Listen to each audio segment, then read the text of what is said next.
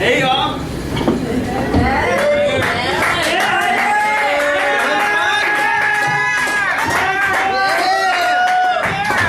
Getting the jokes back there? And thank you guys so much for coming to see some sketch comedy. I'm gonna read y'all a fairy tale now. It's called Fairy Moans.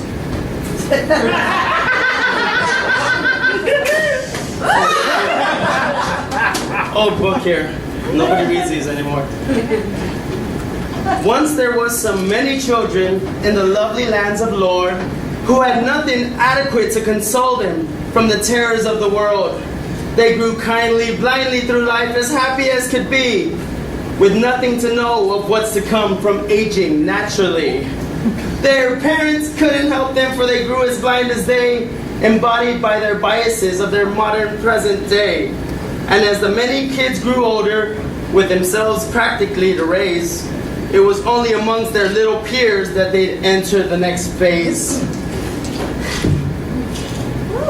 Arose from children questions of their functions bodily, and their parents recoiled in horror from their growing curiosity.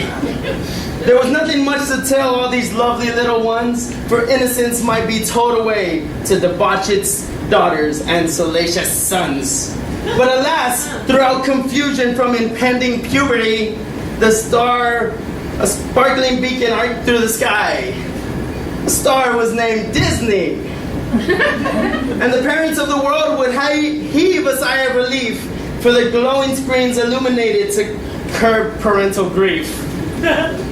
Brilliantly were retold stories that were almost lost in time, amazingly animated to enthrall the children's minds. The world will soon behold of magnetic fantasy, and children would learn lessons of how their lives should be.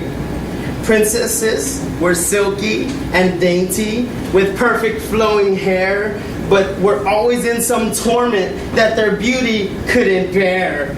And in their precious entitled woes that their riches could not buy off, along comes the most handsomest prince to help really get them off. Animals would also be drawn to life for the sake of community. The children of the world rejoiced to find a common sexuality.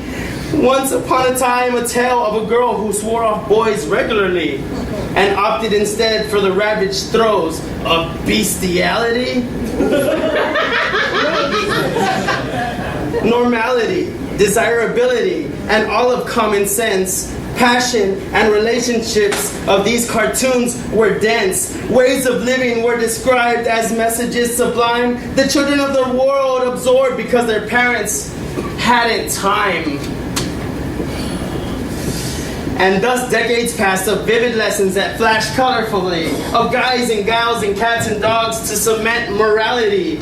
That beauty is the greatest, that conflicts always tied clean, and that only when you're with a mate can one truly be happy. That fairy tales are timeless answers to harsh realities. So parenting became easiest with indoctrinate Disney.